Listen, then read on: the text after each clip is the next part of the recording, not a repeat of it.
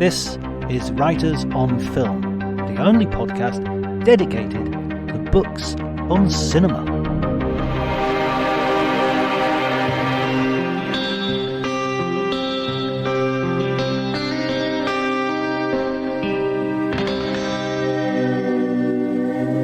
Hello everybody, my name's John Bleasdale. I'm a writer and film critic, and today I'm going to be talking to Julie Salamon, the author of Devil's Candy, a book about the making of an epic flop, Bonfire of the Vanities. It's a brilliant read. It's a classic of its kind. Julie has amazing access into what is a ringside seat, I guess, of what is one of the most infamous sort of failures in Hollywood. Julie was film critic at the Wall Street Journal and has written a whole bunch of books on a variety of subjects, not spreading from Christmas trees to movies. She's a New York Times bestseller, and we're really, really lucky to get her for this conversation. I really appreciate it. She's also got a podcast out, which is based on The Devil's Candy, which I will put a link to in the show notes, and I highly recommend anybody who enjoys this conversation, you will enjoy that podcast. Please remember, if you enjoy this podcast,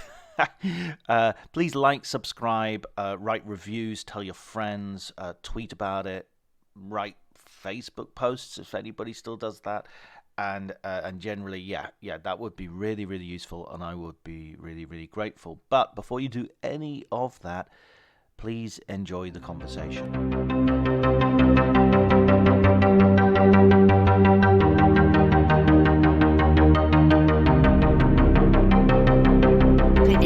Video. I wasn't hiding. I forgot to put it on. No, I don't mind. Some people prefer to have it off, and so they can just sort of concentrate on talking other people. I don't know. I just keep it on as from force of habit. Even though every time I do, I wonder why. I think, I should have made the bed better. That's okay.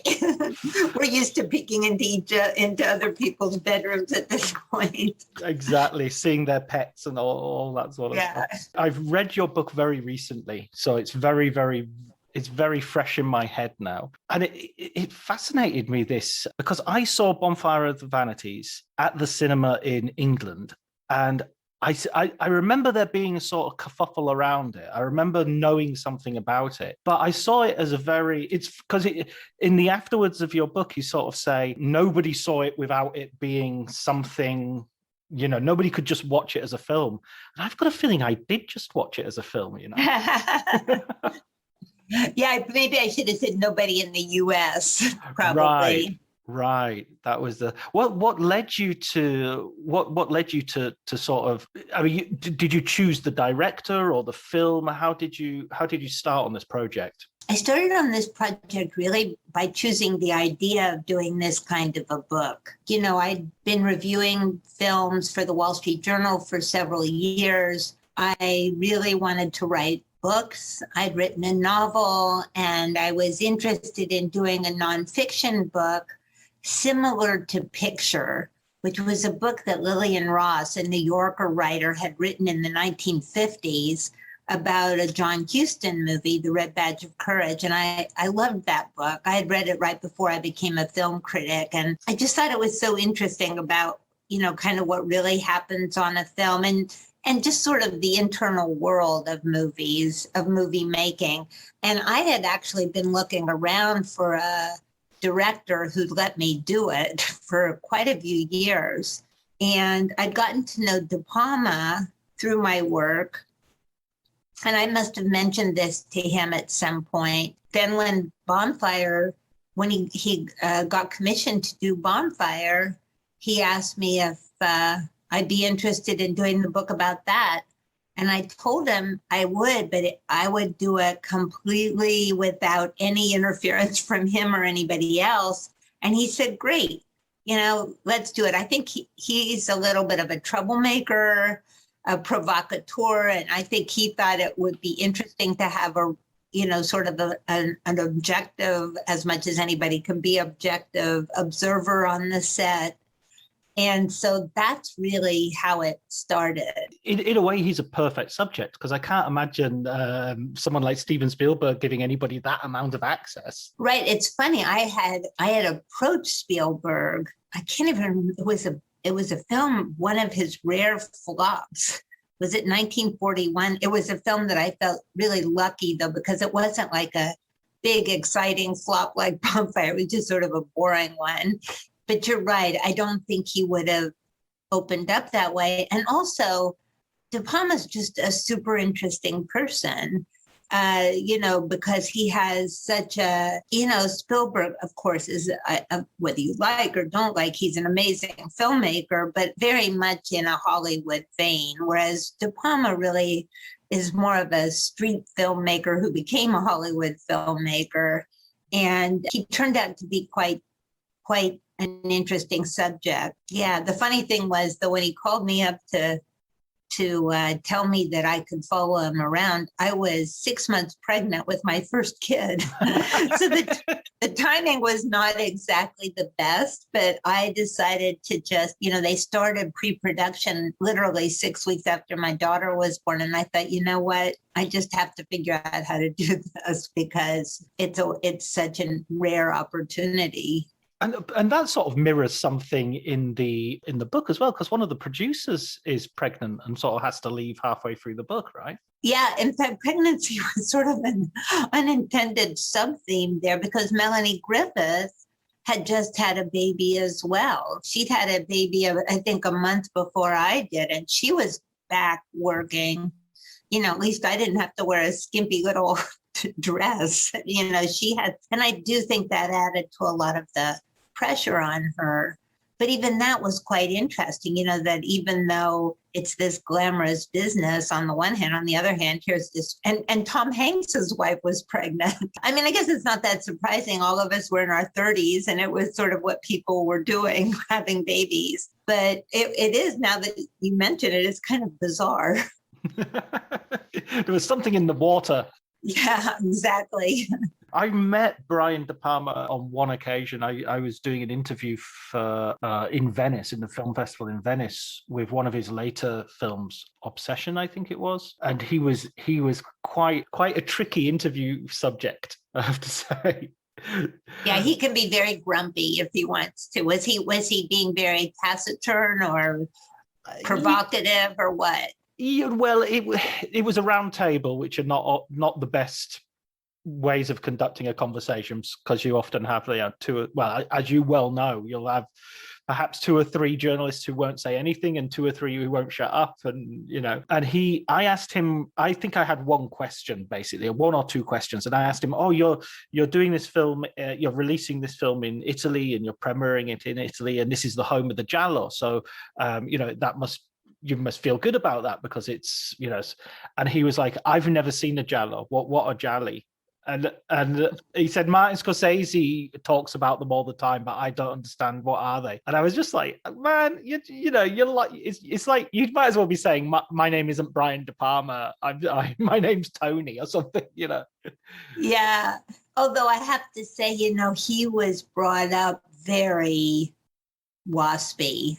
His parents, he grew up, that's the thing that was also interesting to me about him when I first met him, because I thought he was going to be like Scorsese or Coppola or some cliched version of the Italian director. And, it turns out that even though his parents were both from Italian families, they were definitely very much interested in assimilating. His father was a very prominent surgeon in Philadelphia, and he went to Quaker school, and he was brought up without any kind of Italian affect at all, even though obviously he did make, did he? No, Scarface was Cuban, now that I think of it. Yeah, so I mean, it was, his name is Brian De Palma, but you're right, it might as well be Brian Smith or something, which is another interesting aspect of his personality.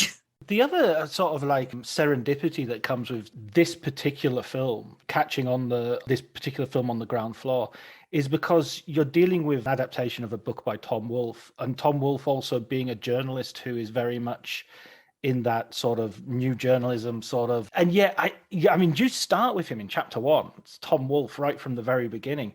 But I noticed that you very much kept yourself out of the book.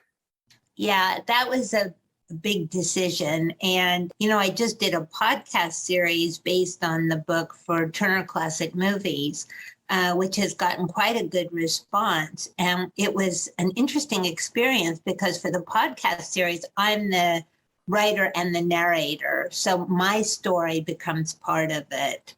And it was a discussion we had. And I think part of the reason I did it the way I did it was probably influenced by the Lillian Ross model, to do it, almost let it unfold like a novel. And I was the omniscient narrator.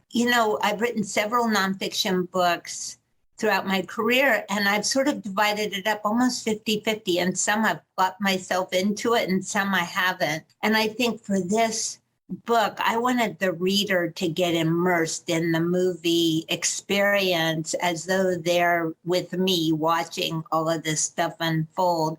And, I saw it even in the podcast. Once I introduced myself into it, it changed it. Not to say it was bad. I think it was fun for that venture. But for this, I really wanted it to be, to not have me be in the middle of it.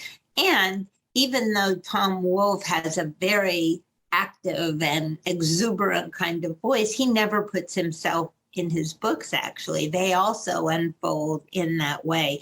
I mean, one thing the first draft of the book, I definitely did what I think anybody who's ever written anything related to Tom Wolfe, I started to try and mimic him. And that's just not a good idea, because if you're not Tom Wolfe, you shouldn't try to be Tom Wolfe. And so that was also very conscious to pull back from that. And so, but that was a conscious decision. Because I had gone back and forth with my editor which way to do it. And for this particular story, we thought this was more effective. What was Tom's reaction to The Devil's Candy? Did he read the book and give you a critique? Well, it's funny. I never heard from him right away, and I had 2 multi-hour sessions with him at the beginning and then towards the end. And after the movie had come out, I didn't hear from him, but then he called me several years later. His daughter was thinking about working for the Wall Street Journal, which is where I had been a film critic.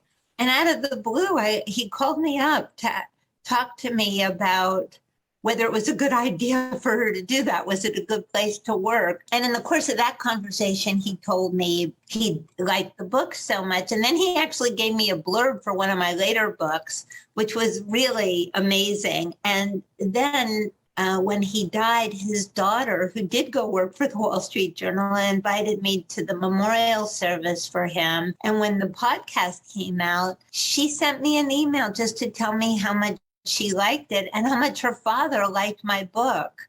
That The Devil's Candy had been, it was such a good feeling. It really made me, because I've always admired him so much. When I was starting in journalism, I'd read everything that he wrote, and, he was just sort of because he did start this whole different way of doing journalism. So he did like it, which made me feel really happy. Yeah, because it must be a very dangerous feeling writing a book like this. That's so you're sort of entering into people's lives, and you're they're washing their laundry in front of you, so to speak. Were there any moments when you were sort of thinking, I'm not sure if I can put this in the book, it's a little bit too raw, or I'm going to get such and such in trouble with so and so, or anything like that? Well, I would say the thing that caused me to have the most pause was the whole episode when Melanie Griffith showed back up on the set, having had breast enhancement in the middle of the movie. When it happened, I had this simultaneous feeling of, oh my God, this is great material, and this equally strong reaction thinking, I really wish he hadn't done that, because what do I do?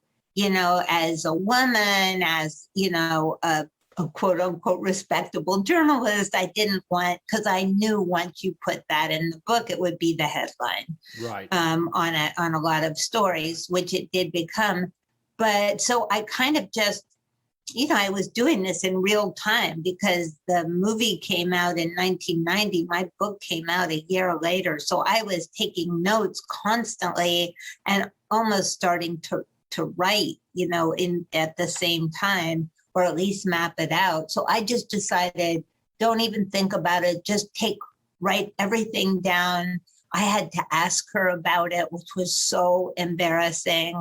I mean, I listen now to the tapes because I had to listen to them for the podcast, and you can hear I just sound embarrassed, which I was, because it's, pretty rude question. And so that was probably the most uncomfortable part.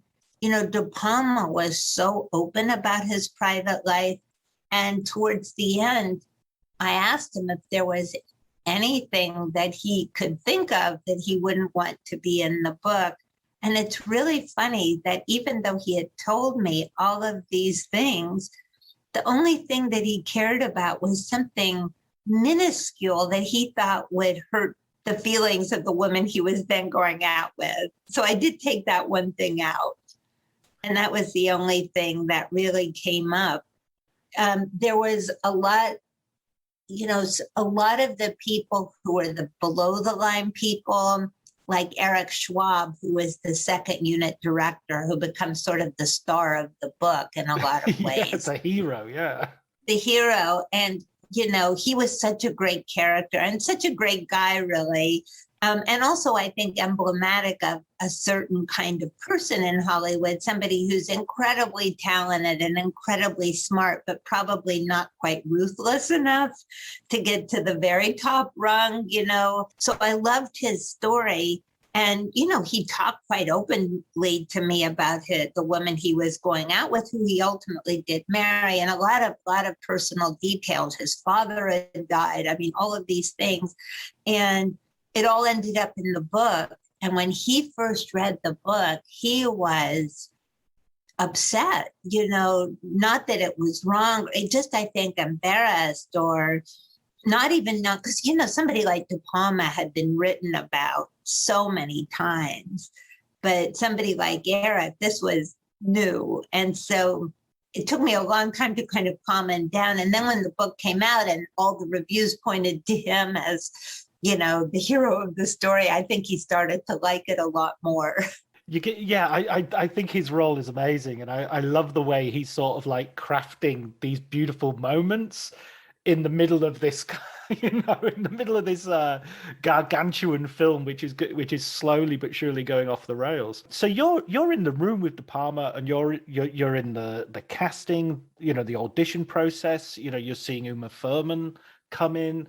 I mean, and how do you make sure that you're just in the background? How is that? How do you avoid becoming sort of part of the story or changing? It's surprisingly easy to be part of the background when you're dealing with people from Hollywood, because I shouldn't even just say that. That's mean, but it's also partly true. But I also think, but I think when you're an actor and you go for an audition, there's always a bunch of people sitting around who you don't know who they are. Brian would introduce me to people. Oh, this is Julie Salamon. She's writing a book about the movie. And people go, oh, yeah, whatever. But at the time, nobody was really paying any attention, and I was dressed very, like everybody else on the film set. I had a hoodie and a pair of jeans and my little clipboard. And there were always 5 other people with a clipboard. So I don't think it really registered with people what was happening. And, most people, there's a lot of young people. Most of them weren't reading the Wall Street Journal. And I don't think he identified me that way. He just said, this is Julie. She's writing a book about, and so I think for the stars, at first, they just didn't pay any attention. And then over time, I became kind of a fixture. And people would come over and start talking to me because, on a film set, there's so much downtime. It's so boring so much of the time. So I was always there, happy to hear their stories. And so it was actually incredibly easy to sort of hide in plain sight. In terms of those stars, you have some very different sort of, I mean, you really capture Tom Hanks as well in a moment when he's not quite become Tom Hanks of today. He's still sort of Turner and Hooch Tom Hanks. Yes, Turner and Hooch. I mean, he had done Big, so he was Big and Turner and Hooch. But yes, it was before he'd become a big star, but he was definitely a star, but not at the magnitude. But he was really interesting in the way he handled himself. You know, I think what you see is what you get with Tom Hanks. You know, he's a decent person who's become far bigger a success now than he was then, but he was already a pretty big success for a young guy. And he just handled it. You know, he was very mature, very careful. Not to say he was a saint or anything like that, but he was, you know, he understood his role in the universe and didn't think he was a god or something like that. It was fun. I mean, you know, all of us were around the same age in a way, and yet I felt I was invisible. You know, for me, I felt like I felt like that, you know, in Harry Potter where they had the invisibility cloak you put on. I mean, of course I wasn't, but it was this incredible experience. You know, plus I was incredibly sleep deprived for most of it because, you know, I'd go do this all day and then go home to my brand new baby and husband and try to remind them who I was. And so there was a lot going on, but Tom Hanks was just a very nice guy. One of the woman who was Brian De Palma's assistant at the time and ultimately became an associate producer on the movie, you know, we caught up again recently for the podcast, and she was describing Tom Hanks. She said, you know, he was great to work with because he'd hang out on the set with the crew, but if he didn't want to have people approach him or he wanted some private time, he just, you know, absented himself in a way that was not a big deal, or he knew how to make it clear what the rules were without being a jerk about it. Yeah, there's moments as well when sort of Melanie Griffiths is sort of flirting with him, and he sort of goes a bit stiff and sort of like, oh, yep, okay, you know. Yeah, I think she went and sat on his lap. Melanie was really interesting. I actually liked her, but you know, she at that time, I should say, was definitely very complicated, you know, and she would definitely get into these weird, very flirtatious mode where she would literally come out and like sit on somebody's lap, which, you know, in my world, that was unusual behavior. And yeah, Tom Hanks would get very uncomfortable. I mean, you know, he hadn't been married that long to his wife who was 6 months pregnant. And I think the whole thing was just like, no, I don't think we want to actually do this right now, but always pretty nice. And, you know, and he could be a little snarky sometimes. You know, I think sometimes when he would see Bruce Willis on the monitor and, you know, watching a shot, and, you know, Bruce would have this smirk that became a little bit of a joke around the set, you know, this one look that he had for different scenes. And Tom would make a few little wisecracks about it, you know, nothing too mean, but just something that you thought, okay, he's not a saint. Well, and of course, Bruce Willis sort of comes over. I mean, reading the afterword and the sort of the nastiness that sort of resulted in after the publication of the book. Have you ever had any further dealings with him since that time? I have not. I mean, you know, his reaction to the book was so crazy.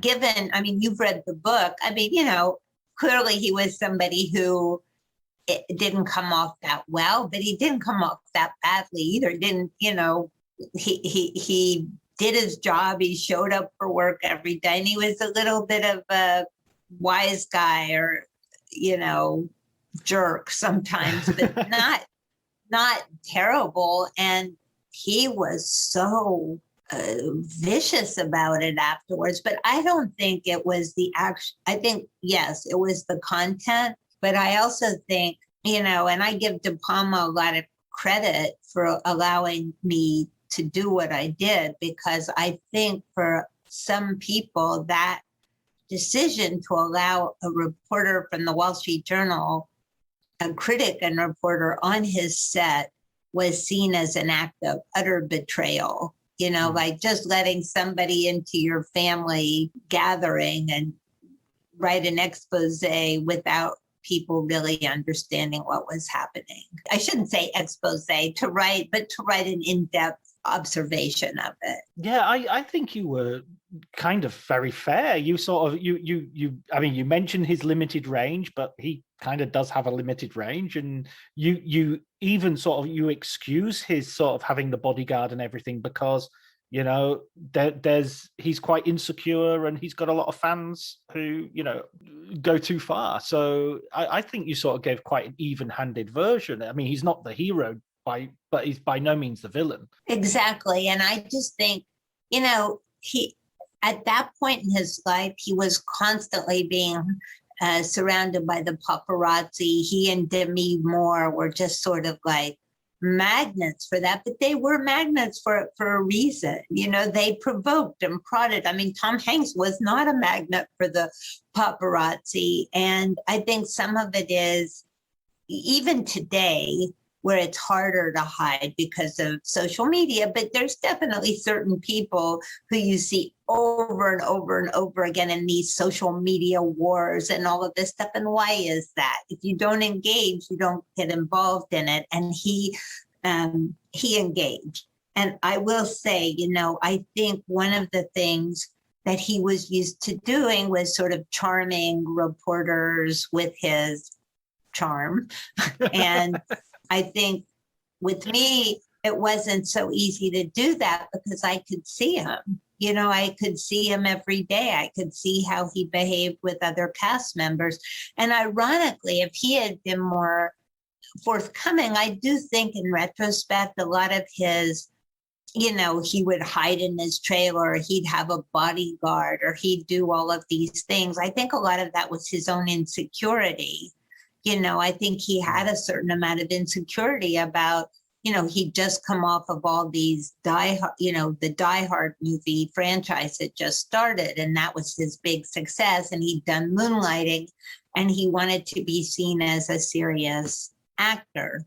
He'd actually been quite good in this movie, In Country, where he plays, I think, a Vietnam vet. He was really good in it, but I think that he saw my book as sort of tearing him down, or, and he hates journalists. I mean, that was the other thing. He just, he just hates journalists, period. He just thinks we're all scumbags. So it's hard to get past that. There's not much you can do about that. Yeah. When you were going back a little bit, maybe to the audition of Uma Thurman, and we're talking about Melanie Griffith as well. Do you feel that, looking back at the book and at the time, do you feel that with the Me Too movement and with Harvey Weinstein and the revelations, that there's there were things there that you think, oh, well, hopefully that wouldn't happen anymore, or the way of talking about women, or do you think that a lot of that is largely unchanged? Well, I don't know. I'm not sitting behind those closed doors. I would think that the way people talk about women would change. I will say that the group, I've thought about this a lot now with the, in light of the Me Too movement, that in the case of Uma and all the women being auditioned, in the audition room, at least when I was there was a lot of respect. I mean, Lynn Stallmaster, who was the casting director, he died a few years ago, but he was really such a gentle and nice person. And I think very, very respectful of the actors. And De Palma is very respectful of actors. Now, obviously I wasn't in the room. What was remarkable at that time was I was in the room when they were just talking about these women. I remember at the time, that was the very first, I can't even call it interview. That was the very first session I was allowed to observe. That's when I was still trying to decide whether to do this or not. As I said, I just had a baby. Was this the right moment to embark on this kind of a project.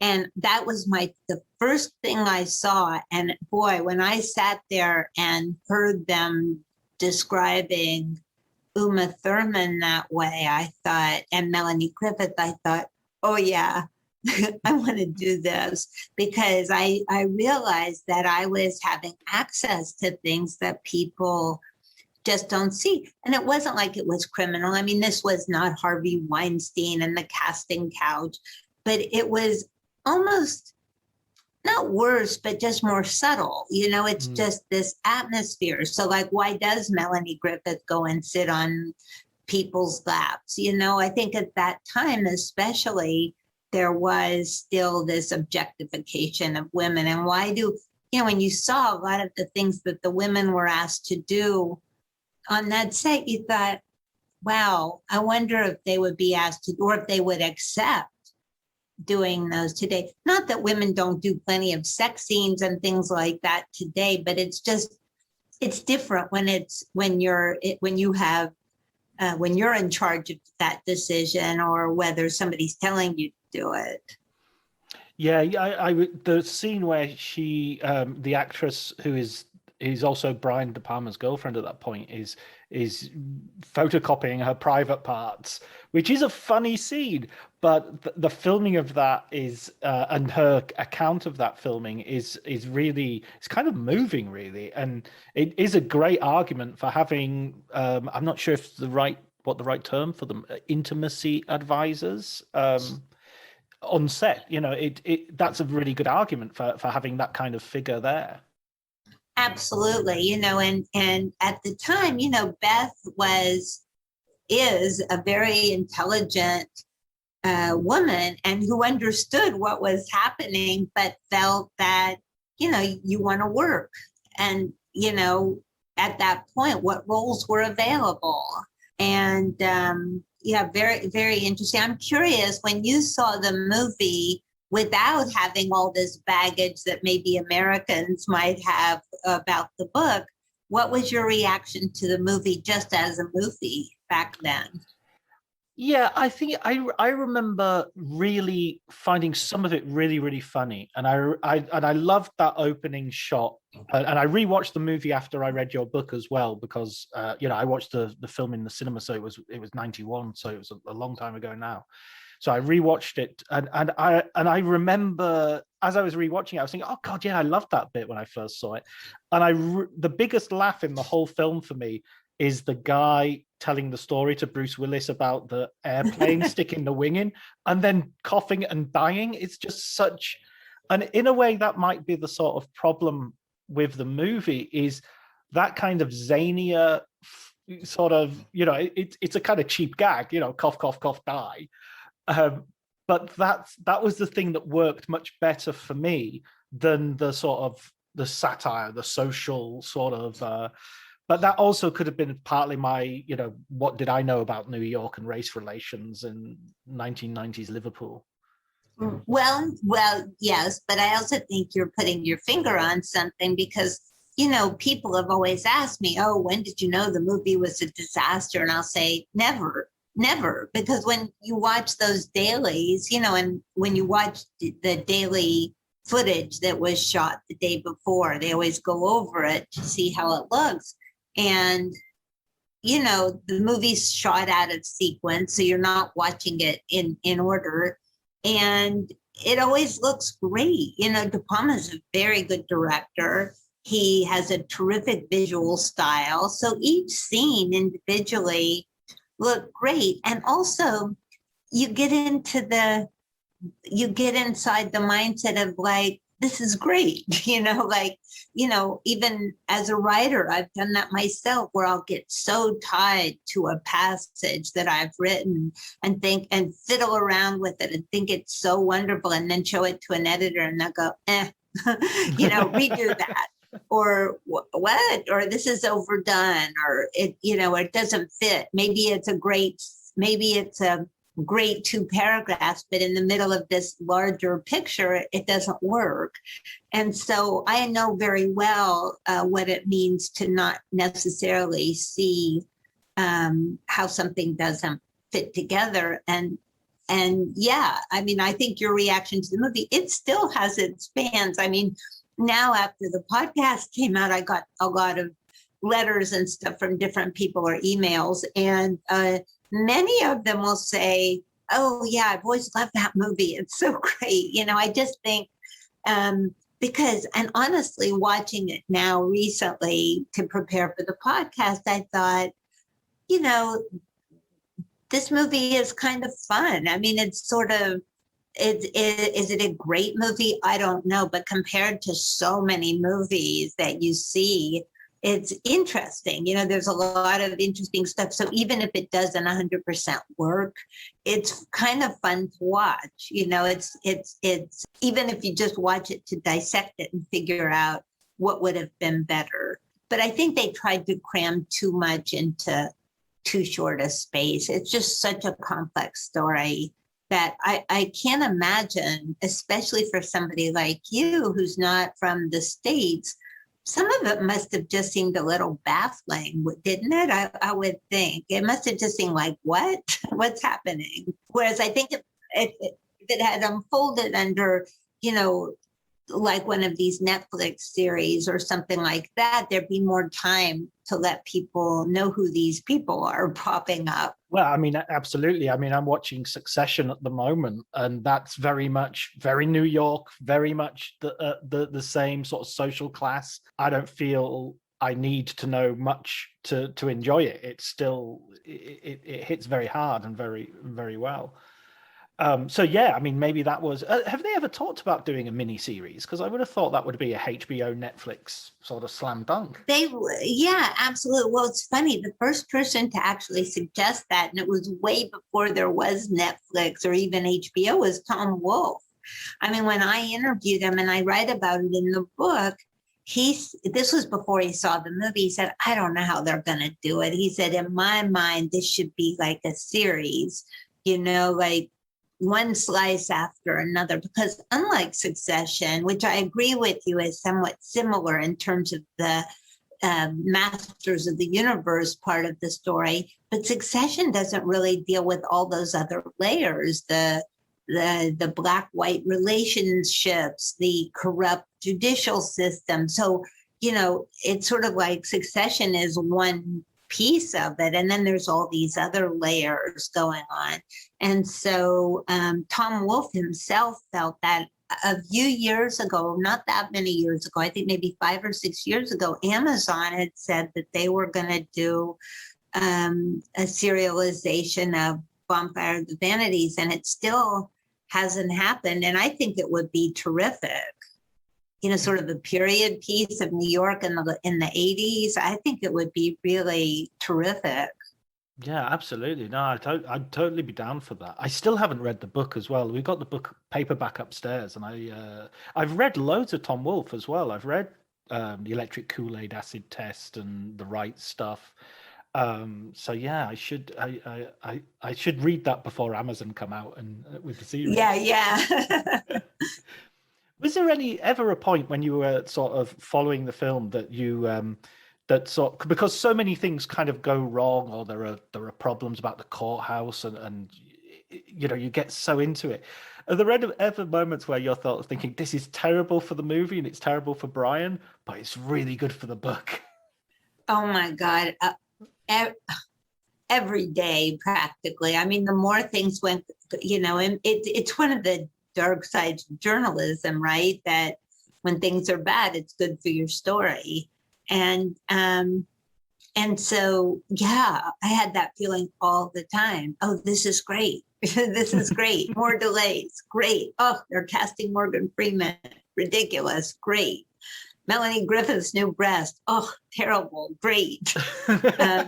So, yeah, I had that feeling all the time. And you have to understand, you know, I had no idea how this was going to end up. I thought that the movie, honestly, I never thought the movie was going to be a big flop, but I had no idea if it was going to be a success or, like most movies, you know, okay. I guess in my mind, from a literary point of view, I thought it would end the way Picture did. The Red Badge of Courage came out. it wasn't a huge success. It wasn't a huge failure. And everybody went on to the next thing. And so I love that idea that all of this effort and all of this, money and all of this worry went in and then on to the next one. So I think for me, I was just so intent on collecting as much information as I could and then trying to, it probably took several months before I fully realized who my main characters would be. Obviously I knew it would be the stars and I knew it would be the director and the producer and the studio people, but among the supporting cast kind of people or the secondary stars, it took a while to figure out who they would be. So I had to interview and take notes on everybody just to be sure, So yeah, but yeah, definitely it's a terrible, it makes you feel like a terrible person because you are always the one rejoicing in other people's agony. You do, as well as interviewing all the people as they're filming, I thought the post-production part was really interesting, where you go and you actually interview the people who are doing the foley art, the foley artist who's doing the clippity clop, and they use coconuts. I thought that was just a Monty Python thing. I didn't realize they actually used coconuts.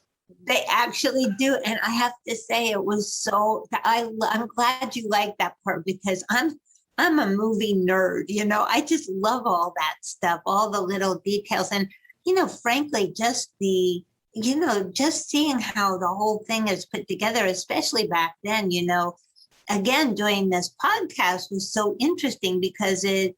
Revisiting a lot of this stuff 30 years later. So I spoke to the guy, Bill Pinkow, who had been the film editor. And, he reminded me that back then, they literally hung strips of film up.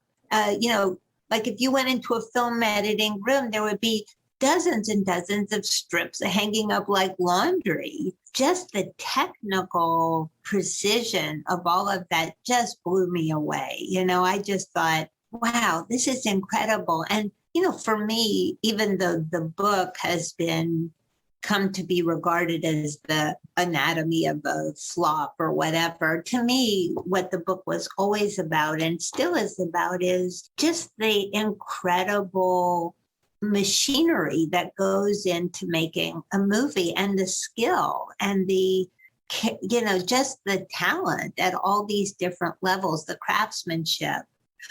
Film editors, if you actually think about it, so much of how a movie turns out is up to the editor. They're the ones looking at these, this massive film that comes in and making the first cut usually, which is incredible. So that I just loved. I'm glad you appreciate. And the Foley artist, that to me was like, it was just, it's like being a kid again, like it was like, let's put on a play about coconuts. That was really magical. Yeah, it's one of them says actually, every film deserves its own sound. It has to have its own, so they weren't taking sort of good enough for good enough. It had to be really, really good for everything. I thought that was amazing. And the whole idea of the editor having there's a slow motion scene of the sword fight using the sword of justice. And and they say, no, it's not working because it's slow motion. We have to do it normal speed. And they have to cut out every other frame to make it normal speed again. Yeah. That's so much work. And then, the irony is that all that work might not even be seen, might not even be appreciated. Exactly. And it's amazing, like even now talking to a lot of the people, like this Bill Pankow, the editor, had worked with De Palma on several films before and after Bonfire. And, you can just hear in the way he talks about his work, the pride, as he should, that he takes in his work. And the other part I love was just the fanaticism of all these guys. He would say that, his family was always furious at him because he was always going off someplace to work on a film. And, it's a brutally hard life. I think it's incredibly exciting life when you're young. And I think after years and years of doing it, I mean, these movie crew people, when you see, well, you're in Italy, but, here on the streets of New York, there's always movie crews. And it's always so funny because it's all these self-important young people, clear the streets, go in. I thought, I live on this street.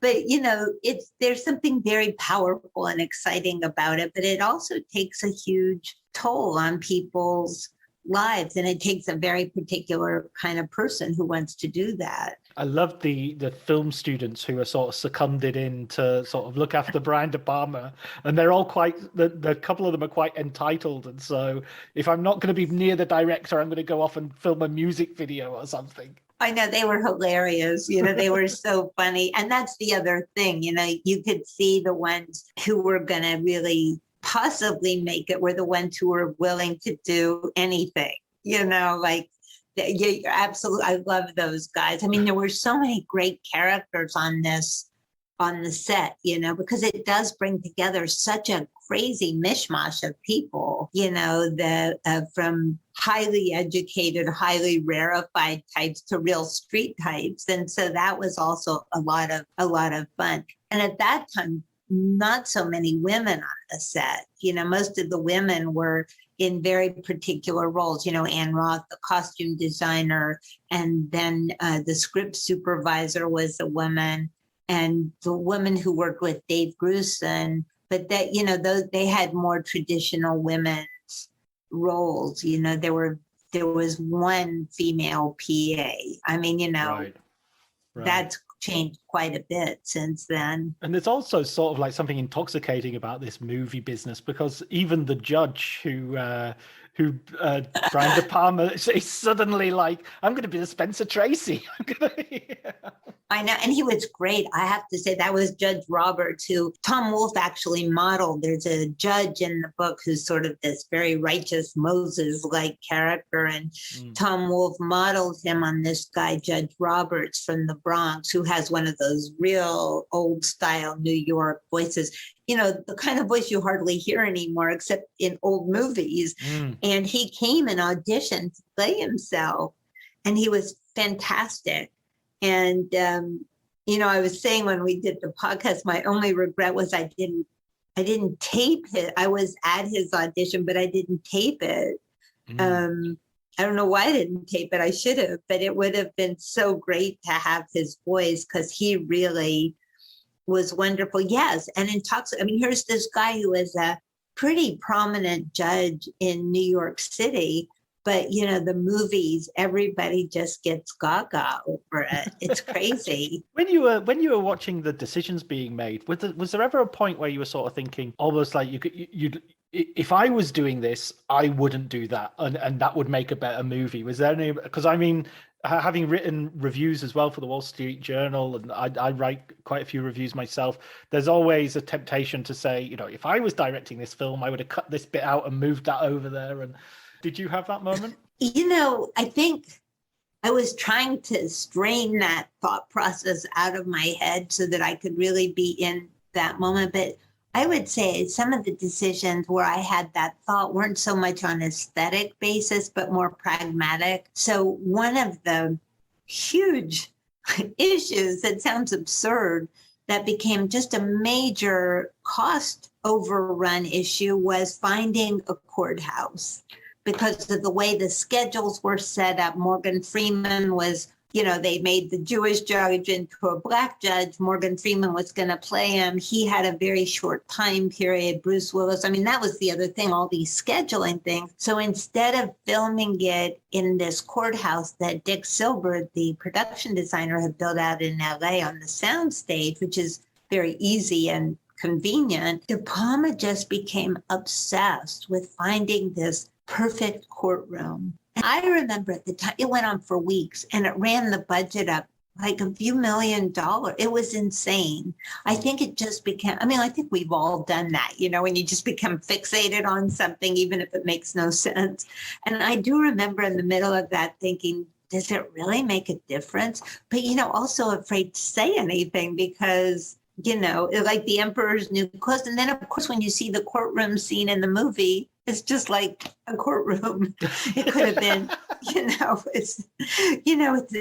it's like really all of this effort and work, but the amount of work that went into finding that and manpower was, mind blowing. And again, it was one of those things I think, great, I'm writing this down. But on the other hand, I was thinking, wow, this feels crazy to me. I mean, it's that thing of, because he's a perfectionist, De Palma, and then you watch Bonfire of the Vanities and you think, I don't see perfection here. The size of that sign looked fine. There was nothing, it didn't blow me away. The courthouse was okay. I mean, it wasn't like the best courthouse scene I've ever seen.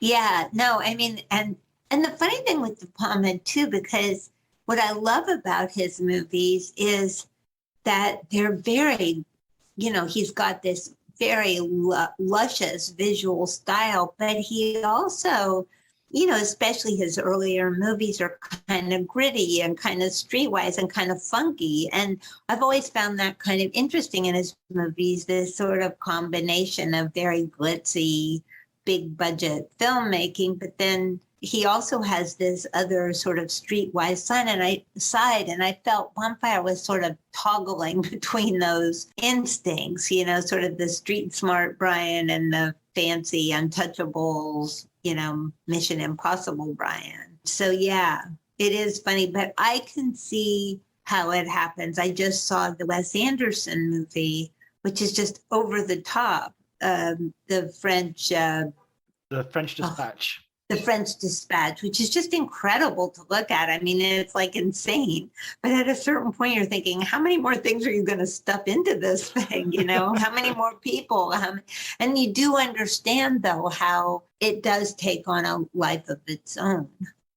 Yeah. So, I mean, yeah, it's like, I don't know. It's like that thing that when you decide to be radical, it's like, well, there's no end game here. As soon as you're radical, then you're just gonna go further and further. Or if you want hot food, spicy food, there's no point where spicy stops. It just gets hotter and hotter and hotter, Yeah, that's right. And I also think with De Palma at that point, in retrospect, I think he was struggling with wanting the movie to be authentic and yet trying to please the studio executives and trying to not worry about pleasing them and to be his own person. There was a lot going on, I think, internally with him. And I don't think I appreciated it as much at that time. I mean, his previous movie, which I liked quite a lot, Casualties of War, which was just a beautiful but ravaging and movie that was, even he said it was impossible to watch because it was so sad and terribly sad. And so I feel he felt a lot of pressure to make this movie a big hit, but also equal pressure to not capitulate. And sometimes that kind of struggle doesn't lead to the best decision. And when the film came out, you get a real sense of the pain that causes and how did that make you feel a bit strange as well as a journalist, in the sense that, having written some of these reviews, did you sort of think, oh, I might have written something similar to that had I seen it without? Absolutely. I don't know. It was just like, wow, this is so, I was just thinking when at the time thinking, wow, why are people being so vicious? Yes, I've written some snarky things, but some of these reviews were so vicious, you thought that De Palma had killed somebody's child. I mean, it was, and it became a pile-on. It just became this thing where it just cascaded, and it was bizarre. It was bizarre how truly vicious. But yes, it did make me have those thoughts, and within the next 4 years, I stopped being a critic. I found it much harder to do criticism after seeing the production of the film, because you realize nobody's trying to commit murder here. They're trying to make a movie, and they're trying to make a good movie most of the time. It became harder to do that. And, I always felt that to be a good critic, you can't be soft. You have to be, fair, but also tell your readers how you felt and what you saw and what you think. And you can't really soft pedal it. And so after a few years, and I also think for me, the experience of writing the book and then getting reviewed myself, in the States, I got all really good reviews. And in England, I got either fabulous reviews or really mean reviews. Even sometimes people who would write these reviews that if you took off the mean part seemed really good because they went into all this depth. And the British press was definitely much more pugnacious at the time. And so, having experienced both a lot of praise, but also some pot shots, I thought, okay, that didn't feel good. And the other thing was probably more important for my decision to stop reviewing was I loved the process, as hard as that was and as crazy as it was. I did love the long haul of writing a book. And so I was lucky enough after that to keep getting good book contracts so I could do that and make a living at it, which is kind of amazing. And I always credit The Devil's Candy with giving me that chance because it really launched my career and that part of my career. So it was great. Yeah, that's so interesting as well, though. That the film comes out and gets criticized, and your book comes out, and everybody's there's always a critic somewhere. Yeah, but I have to say, my book basically got very good reviews, and it was a hard feeling sometimes because De Palma, even after the movie did so poorly at the box office and got such vicious reviews, he kind of went into hiding for a while, but I was just starting to write my book seriously. And I needed him. I needed to follow up on, there were a million questions and he was incredible. I mean, he did not say, go away. I hope your book never comes out. He was so honorable, in continuing to participate in the process, which I really to this day can't believe what a really hard and honorable thing that was that he did. Because I think he took a lot of grief for my book in Hollywood. I do think a lot of people really were mad at him, much madder at him than at me. I'm just a journalist. They expect that of me. But, for him to do it, I think it was not a popular move among a lot of people. You mean because he let you into the sausage factory? Yeah. Right. Yeah. Right. It was seen as a betrayal. Right. Movie sets are very carefully guarded. So when he invited me in, he didn't tell the studio first because I didn't have a book contract at first. I was doing this on spec. I still was working at the Journal, and I was going to all the pre-production stuff for several months, and then wrote a proposal and sold the book to Houghton Mifflin. And we still, the filming was taking place in New York, so it was easy to kind of not tell the studio what was going on. Then when filming moved out to LA in June, and you have to have a pass to get on the lot, the jig was up. But at that point, I had been there for so long, they realized that they had to cooperate because it would be worse if they didn't. I guess they'd been sort of making of books which were sort of more like puff pieces and stuff like that. So they were probably thinking that's what he's got you doing. Yeah, but I think they kind of had an idea by that point since they had been told. I think they were very nervous about it. I think the fact that I worked for the Wall Street Journal was a plus for them. I mean, they knew that, I was quote unquote respectable, but I think they were pretty shocked when the book came out. They were pretty shocked. I think they had no idea, and this was my first book. So it wasn't like somebody could say, oh, that's the kind of book she writes. So, they had no idea what kind of book it would be. Do you think you'd ever get access like that again in terms of following a production? No. I don't think anybody will for quite a while. Nobody has for 30 years. I was thinking that maybe that's it. Maybe you have the, the Red Badge of Courage in 1950. You have your book in 1990. The next one's due in 2030. Yeah, exactly. Yeah, everybody has to die first. There's the next Brian De Palma movie. Yeah. You going around killing people off so we can do another one. Exactly. Do you think that Bonfire the Vanities sort of finished De Palma in Hollywood? I mean, he went on to make some great movies. Mission Impossible, you mentioned. Carlito's Way, I think, is a great movie, although I don't think it was necessarily a huge hit or anything. But do you think sort of there's a bit where Steven Spielberg says if he makes Home Alone 2, he'll be dead. That's when you'll know. But when he makes Mission Impossible, you do get the feeling that he's going as a sort of director for hire. I'll do my thing, and then I'm out of here. Well, I think the movie where he made that decision that you're talking about was Mission to Mars. So that came a few years after Mission Impossible. It was a director for hire thing. Brian is not a space person. And, it was a big movie. I think it was a difficult production. And I think the studio interview, the whole thing was such a nightmare. And by that point, that was almost 10 years after Bonfire. I think he just decided, why am I doing this? I'm 60 years. At that point, he was turning 60.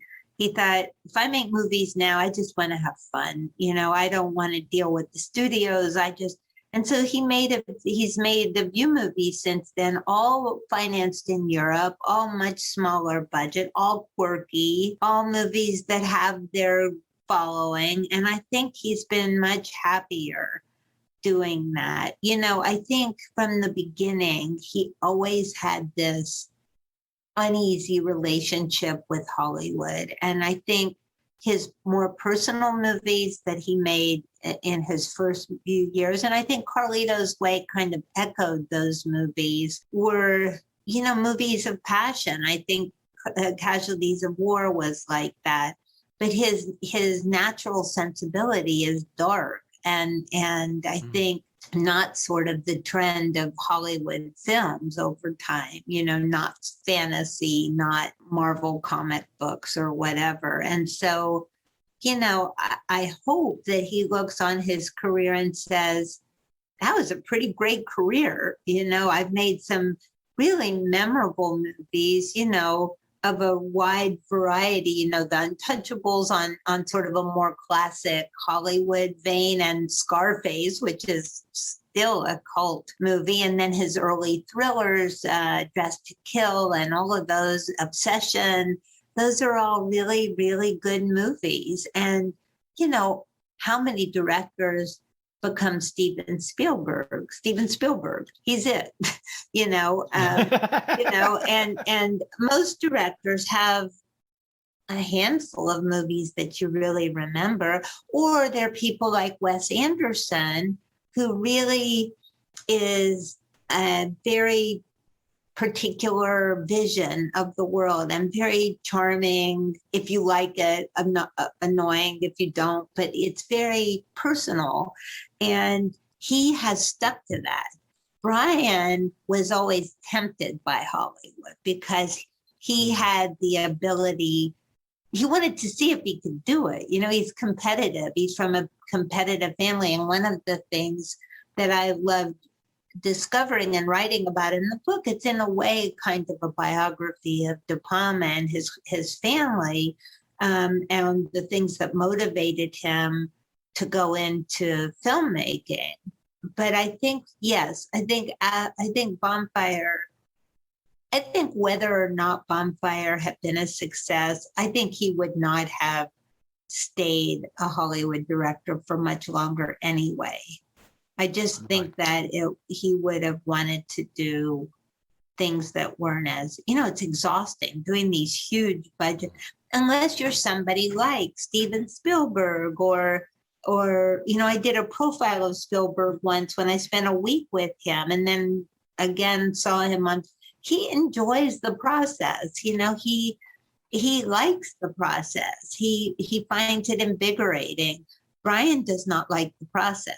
he likes dreaming up movies. He likes thinking about it, and but the execution, he doesn't like being around a lot of people, which is what you have to do when you're on a movie set. His happiest day is like being alone in his room, reading or thinking.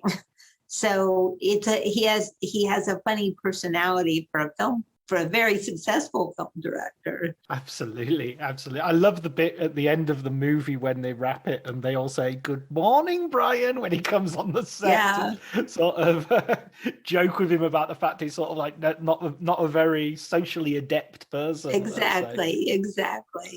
Listen, Julie, thanks so much for talking to me. There's one last question I have to ask, though, which is, what film book would you recommend for our listeners? Because we always have tried to leave the listeners, obviously, The Devil's Candy they're going to run out and buy now if they haven't already read it. But what film book would you recommend? Well, I have to say, one of my favorite books about film were actually books of film criticism written by James Agee, who is a wonderful American author. And if you like old movies, reading his criticism is like reading great literature about the movies. So I would highly recommend the James Agee books about film. But the other book, more modern, that I just really loved was, what was it called? The Mark Harris book, Pictures at a Revolution. Mark Harris has been on the podcast. He's great. And I loved that book. I just thought it was so smart and so well done. You know, I've given you two, but I'll give you a third one too. I loved the Chinatown book too by Sam Wasson. That was an excellent book about Chinatown. You know, I guess the books that I've liked most are where people take, you know, it's about the movie, but it's about the larger sort of sociological forces of it. And in the case of the Harris book, it was also looking at history in a different way, which was really quite wonderful. And he's a great writer. And Sam Wasson, also a very good writer. So, I mean, even when you're reading The Devil's Candy, you know, now rather than sort of in 92 when it came out, 92, 93 it came out, you are reading about the early 90s and the tail end of the 80s. So it also has that historical sort of, even though it's not a, you know, I guess everything becomes historical. Right. If it's old enough, it becomes historical. Right. Exactly. Yeah. Well, listen, thank you so much for having me. Appreciate the conversation.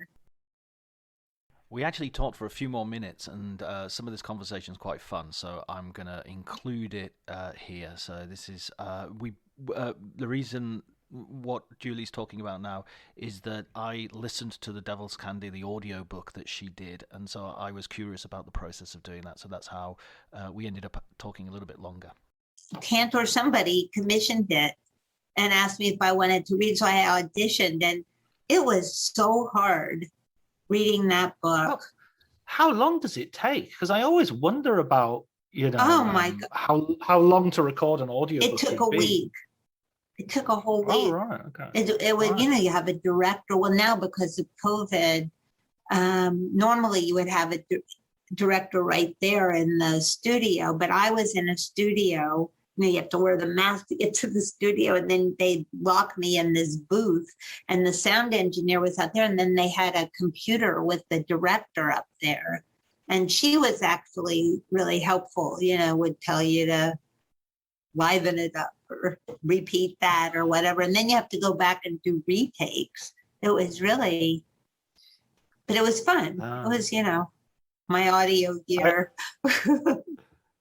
I occasionally do contributions to The Economist. They have a podcast, the Intelligence. So I do, you know, talk about Dune for 5 minutes or something. And it is funny because what they do is they sort of interview you and then take the questions out. Oh, that's funny. So when you listen to it back, I'm so amazed. Wow, I sound so confident, but I'm actually replying to somebody. I'm not just like thinking it up. Right. Well, that's funny because I just did an interview for who was it, for Viacom, or they're doing some kind of documentary about Tom Hanks, and what they do for those, it's very similar, but they'll ask you a question And then they say, and when you answer the question, repeat the question. So, oh, was this the moment that Tom Hanks broke through into movies? And then you answer the question. So yeah, it makes you sound very professorial. Yes. Which no, it's great.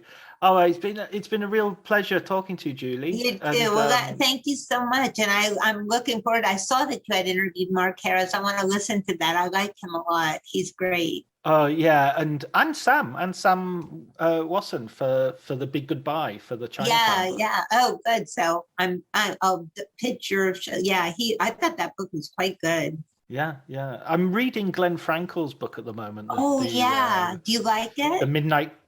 The Midnight Cowboy one I really like, yeah. And on the back of that, he's done one on The Searchers and one on High Noon. So I sort of ordered them and I've started The Searchers one. And The Searchers, have you read The Searchers one? No, is it good? It's really interesting because it's like basically 150, 200 pages is just on the history of that. It's based on a true story. It's based on the film The Searchers was based on a true thing. So he tells that history and then leads it up to then John Wayne and it it becomes a through line that all those things are connected. So that young woman had been kidnapped and raised by a Native American family. Exactly. Wow. Yeah. Oh, I think he's a very good writer, Glenn Frank. Yeah, absolutely. No, he's really good, and I've got him coming on in a couple of weeks as well. Oh yeah, I think I did a blurb for his book. No, well, yeah, you did, yeah. Because I read your name off that, and that's where I thought, I've got to get her on for the. That's funny, yeah. As well. Yeah, no, he's really good. I thought that Midnight Cowboy, that movie, when I read his book in manuscript, we watched Midnight Cowboy again. Boy, that movie holds up. I haven't seen it for ages, and I've just finished his book, so I'm going to rewatch it. Oh, you definitely should. And Chinatown also really holds up. Oh yeah, Chinatown is the best. For some reason, Midnight Cowboy is a film I've watched once, and it must have been 20 years ago. Well, it's so depressing. It's sort of hard to say, oh, gee, I just want to get depressed for 2 hours, but it's so good. The funny thing is there's a bit of music that John Barry writes in. I think it's when they go to Florida. Yeah. They use that on a BBC children's program. Oh, God. In the 80s. That's really funny. So when I saw the film, I was like, and it's like, why are they using the children's program? That's really crazy. Funny. And who in the BBC went, I'm going to get that, that movie about the male prostitute? That's going to be the thing we're going to use. Hey, boys and girls. Exactly, yeah. That's funny. Okay, well, very nice to meet you. Thank you so much.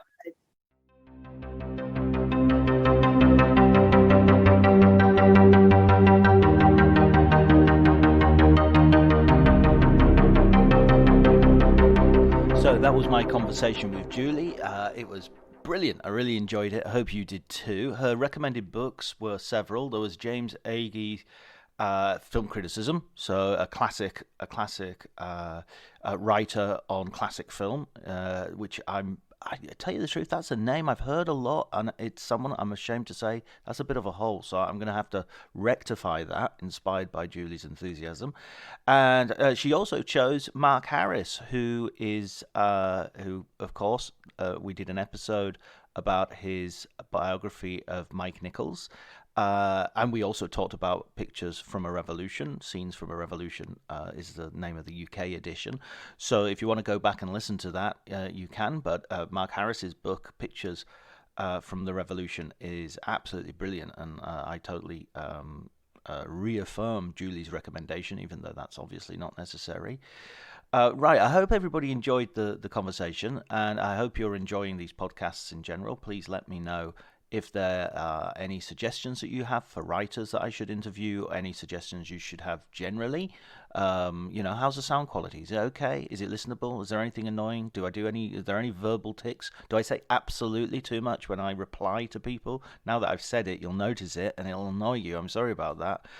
Nothing left to say really, except thank you to Elliot Atkins for the music, and thank you to Ali Harwood for the art, and thank you to everybody for listening. Take care.